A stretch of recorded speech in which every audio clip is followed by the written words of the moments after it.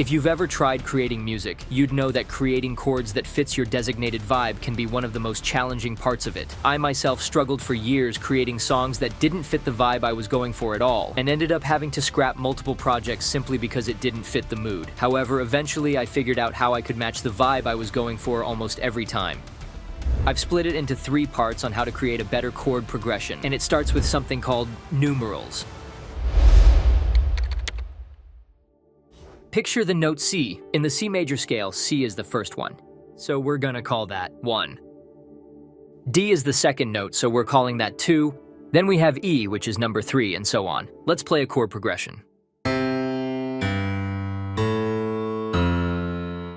What we played here was a chord progression consisting of the notes C, G, A, and F, but we can also call it 1, 5, 6, 4. And that's where it becomes interesting, because now the scale doesn't matter anymore. Let's say I want to pitch it up 2 semitones, then I can still call it 1, 5, 6, 4. In fact, no matter where I put it, it's still going to be 1, 5, 6, 4. And writing chords like this suddenly reveals how similar songs really are. Go grab your headset and open Spotify. The next step will be analyzing your favorite songs. I've created a map over the top 5 most used chord progressions, so you can find the one you like and use it in your own tracks. If there's one progression you should learn, it's this one. The 1, 5, 6, 4 progression is used in Alone by Alan Walker, Demons by Imagine Dragons, and Hall of Fame by The Script.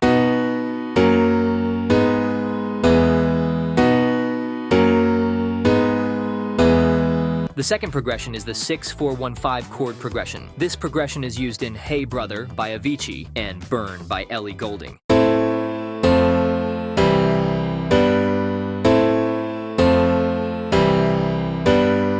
Next is the 1-5-3-7 progression. This is used in Apologize by One Republic, Africa by Toto, and All of Me by John Legend.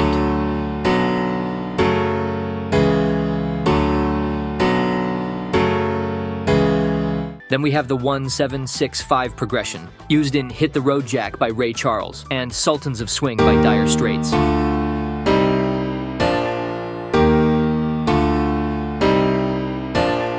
Finally, there's the 6-1-5-4 progression, used in Let Her Go by Passenger and Umbrella by Rihanna.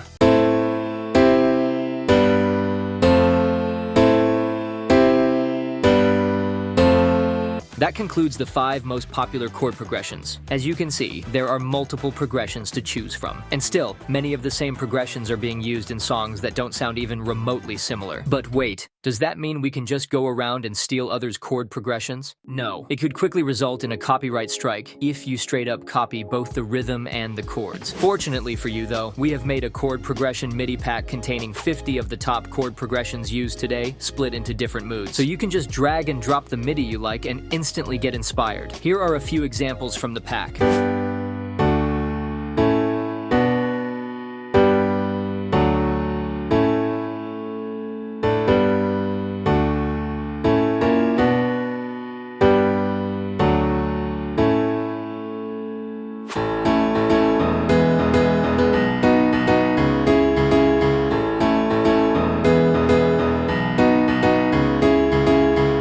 Check it out in the description below. But don't worry, I'll still show you how you can take inspiration from tracks without directly copying them. Okay, so here I have made one of my favorite chord progressions, and many of you are probably able to recognize this one.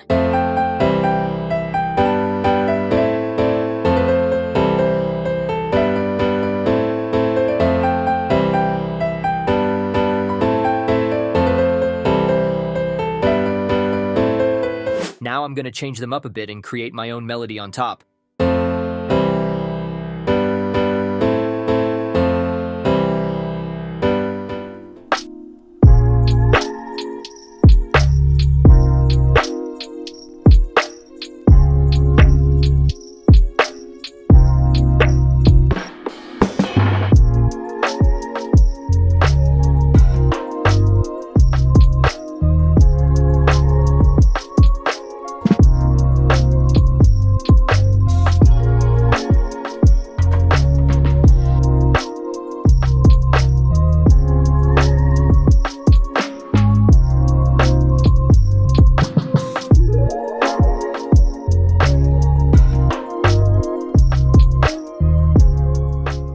Okay, so now I've taken the chords of the Days by Avicii and changed them a bit. I would probably change them a bit more normally, but for the sake of the tutorial, I just kept them slightly different, just to show you that it doesn't really require that much to make it your own.